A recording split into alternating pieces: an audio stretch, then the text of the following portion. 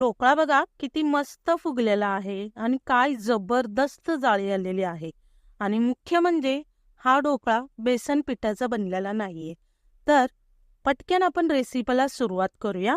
नमस्कार, मी प्रज्ञास मेजवानीमध्ये तुमचं खूप खूप अगदी मनापासून स्वागत करते. आज आपण ढोकळा कसा बनवायचा ते बघणार आहोत. बराच वेळा काही मिस्टेक होते की आपण ढोकळा तर बनवतो पण त्याला जाळी येत नाही. तर आज आपण थोड्याच साहित्यात आणि घरीच असणाऱ्या साहित्यामध्ये ढोकळा कसा बनवायचा ते बघणार आहोत. चला तर मग रेसिपी स्टार्ट करूया. पण अशाच मस्त मस्त रेसिपीसाठी माझ्या युट्यूब चॅनलवर प्रज्ञास मेजवानीला जाऊन पटकन लाईक आणि सबस्क्राईब करायला विसरू नका. आणि हो, बाजूची बेल आयकॉन दाबवा.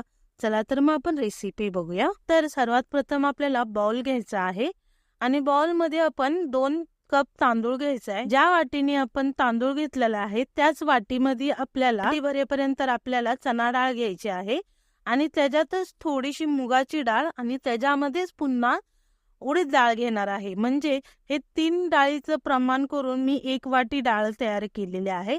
ती डाळ आणि तांदूळ आपल्याला स्वच्छ पाण्याने धुवून घ्यायचं. 2 ते 3 पाण्याने साधारण पाणी ह्याला 4 ते 5 घंटे भिजत ठेवणार आहे. आणि त्याच्यानंतर ना आपल्याला मिक्सरमध्ये पूर्ण बारीक वाटून घ्यायचं आहे.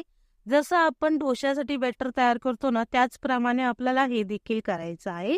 आणि ह्याला करून आपण रात्रभर याला रेस्ट करण्यासाठी ठेवायचं आहे. आणि पहाटे बघा आपलं पीठ किती छानसं तयार झालेलं आहे. पूर्ण फुगलेलं आहे पीठ आणि छानशी जाळीदार तयार झालेली आहे. जेवढं जास्त पीठ फुगेल ना तेवढं जास्त जाळी होईल.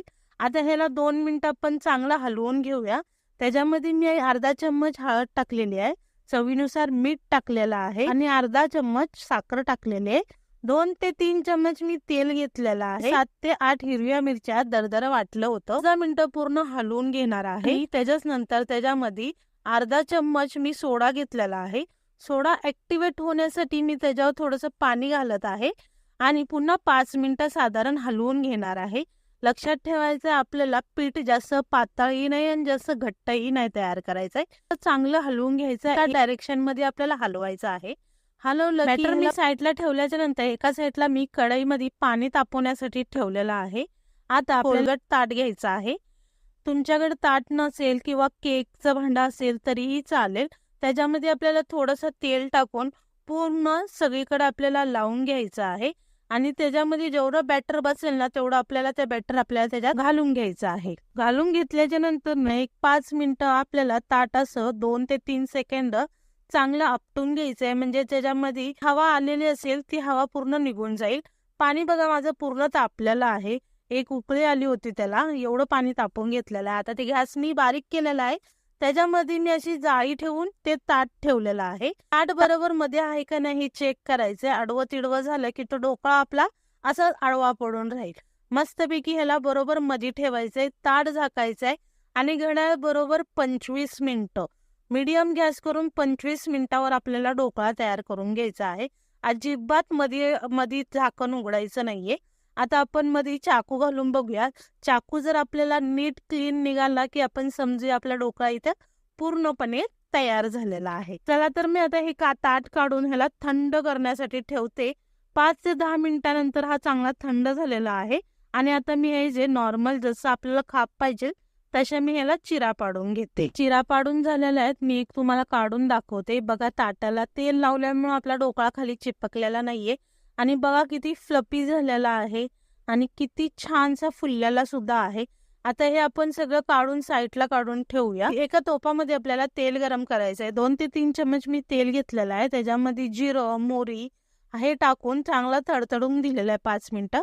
त्याच्यानंतर 2 कढीपत्ता घेतलेल्या आहेत पूर्ण अखंड, ते टाकलेले आहेत. आणि 7 ते 8 हिरव्या मिरच्या उभ्या मधून चिरलेल्या होत्या त्या घेऊन चांगला मी तडका भाजून दिलेला आहे. 5 मिनिटं चांगला गॅसवरती त्याला तडतडून दिलेला आहे. त्याच्याच नंतर ढोकळ्यावरती मी साखरचं पाणी तयार करून ठेवलं होतं.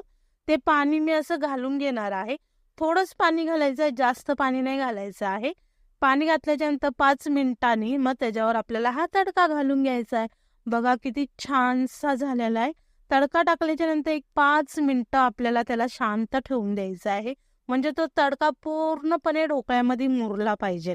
आता आपली रेसिपी तयार झालेली आहे. बघा ढोकळा किती छान झालेला आहे. मी एक तुम्हाला उचलून दाखवते. किती फ्लफी झालेला आहे. ना चिकट नाही लागत आहे, हातालाही चिकटत नाही, बोटांनी तुटला जातो. एवढा छानसा झालेला आहे. तुम्हीही ही रेसिपी करून बघा आणि मला सांगा कमेंट करून की रेसिपी कशी वाटली. पुन्हा भेटूया अशाच छान छान रेसिपी सोबत. Thank you so much.